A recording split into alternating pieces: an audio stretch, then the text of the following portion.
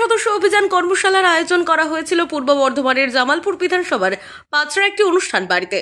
সোমবার এই কর্মশালাতে যোগদান করেন মিঠুন চক্রবর্তী। এই কর্মশালাতে কিছুক্ষণ থাকার পর বিজেপির সদস্য অভিযান কর্মশালা সম্পর্কিত বিষয় নিয়ে সদস্য অভিযান বাড়ানোর জন্য নির্দেশ দেওয়ার কিছুক্ষণের মধ্যেই বিজেপি কর্মীদের চরম বিশৃঙ্খলাতে মিঠুন চক্রবর্তী তিনি বেরিয়ে যান। বিজেপি কর্মীদের মধ্যে এই চরম বিশৃঙ্খলা তৈরি হয়। সদস্যতা অভিযান কর্মশালাতে অংশগ্রহণ করে সাংবাদিকদের মুখোমুখি হয়ে মিঠুন চক্রবর্তীকে প্রশ্ন তোলেন সাংবাদিকরা। মোহাম্মদ ইউনূস তথা বাংলাদেশের রাষ্ট্রপ্রধান বর্ধমানের এক মহিলাকে বিবাহ করেন, তারপরেও ভারত বিদ্বেষ জিগির তুলেছেন। এই প্রসঙ্গে বিজেপি নেতা মিঠুন চক্রবর্তী তিনি বলেন, বাংলাদেশের সঙ্গে ভারতের একটি সমন্বয় রয়েছে। বাংলাদেশের এমন অবস্থা তৈরি হয়ে যাবে সেটা কেউ ভাবতে পারেনি।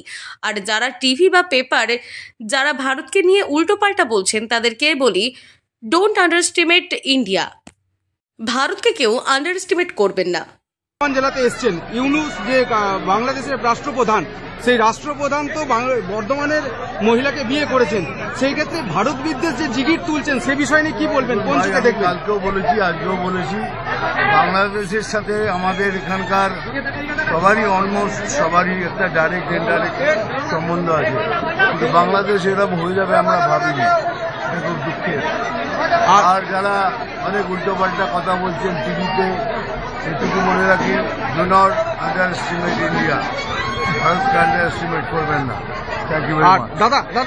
দাদা রাজ্যের মন্ত্রী তারা বলতে চাইছে যে কোন রকম ভাবে তাদের অবদান নেই, পাকিস্তানকে বন্ধু ভাবছে, এই বিষয় নিয়ে কি বলবেন?